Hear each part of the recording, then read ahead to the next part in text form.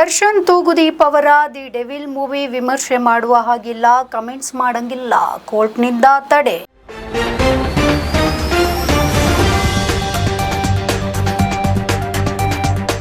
ನಟ ದರ್ಶನ್ ತೂಗುದೀಪ್ ಅಭಿನಯದ the devil cinema ಅದ್ಧೂರಿಯಾಗಿ ರಿಲೀಸ್ ಆಗಿದೆ.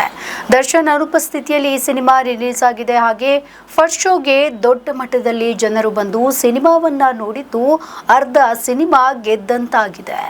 ಬೆಂಗಳೂರಿನಲ್ಲಂತೂ ದರ್ಶನ್ ಅಭಿಮಾನಿಗಳು ಹಬ್ಬ ಮಾಡ್ತಾ ಇದ್ದಾರೆ. ಕಳೆದ ರಾತ್ರಿಯೇ ಥಿಯೇಟರ್ಗಳೆಲ್ಲ ಕೂಡ ಸಿಂಗಾರಗೊಂಡಿದೆ. ಬೆಳ್ಳಂಬೆಳಿಗ್ಗೆ 6 ಗಂಟೆಗೆ ಫ್ಯಾನ್ಸ್ ಶೋ ಶುರುವಾಗಿದೆ.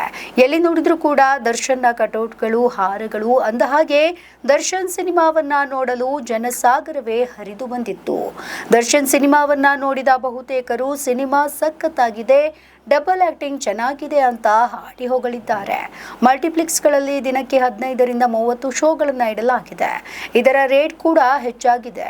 900 ರೂಪಾಯಿಯಿಂದ ಟಿಕೆಟ್ ದರ ಶುರುವಾಗುವುದು. ಹೀಗಾಗಿ ಸಾಮಾನ್ಯ ಜನರು ಮಲ್ಟಿಪ್ಲೆಕ್ಸ್ಗೆ ಬಂದು ಸಿನಿಮಾ ನೋಡುವುದು ಕಷ್ಟ ಅಂತಾನೆ ಹೇಳಬಹುದು. ಇನ್ನು ಈ ಸಿನಿಮಾದ ರಿವ್ಯೂ ಮಾಡೋ ಹಾಗಿಲ್ಲ, ರೇಟಿಂಗ್ ಕೂಡ ಕೊಡೋ ಹಾಗಿಲ್ಲ. ಹೌದು, ಬುಕ್ ಮೈ ಶೋ ಆನ್ಲೈನ್ ಬುಕ್ಕಿಂಗ್ ಆ್ಯಪ್ನಲ್ಲಿ ರಿವ್ಯೂ ರೇಟಿಂಗ್ ಕೊಡಲು ಅವಕಾಶ ಇಲ್ಲ. ಈ ರೀತಿ ರೇಟಿಂಗ್ ಮಾಡಬಾರದು, ಕಮೆಂಟ್ ಮಾಡಬಾರದು ಅನ್ನೋ ಕಾರಣಕ್ಕೆ ದಿ ಡೆವಿಲ್ ಸಿನಿಮಾ ತಂಡವು ಆದೇಶವನ್ನ ತಂದಿದೆ. ಚಿತ್ರದುರ್ಗದ ರೇಣುಕಾಸ್ವಾಮಿ ಕೊಲೆ ಆರೋಪದಲ್ಲಿ ಸದ್ಯ ಬೆಂಗಳೂರಿನ ಪರಪ್ಪನ ಅಗ್ರಹಾರದಲ್ಲಿ ನಟ ದರ್ಶನ್ ಇದ್ದಾರೆ.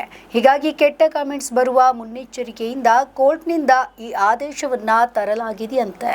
ನಮ್ಮ ಈ ವಿಡಿಯೋ ನಿಮಗೆ ಇಷ್ಟ ಆದಲ್ಲಿ ಲೈಕ್ ಮಾಡಿ, ಶೇರ್ ಮಾಡಿ, ಕಮೆಂಟ್ ಮಾಡಿ ಮತ್ತೆ ಸಬ್ಸ್ಕ್ರೈಬ್ ಮಾಡಿ.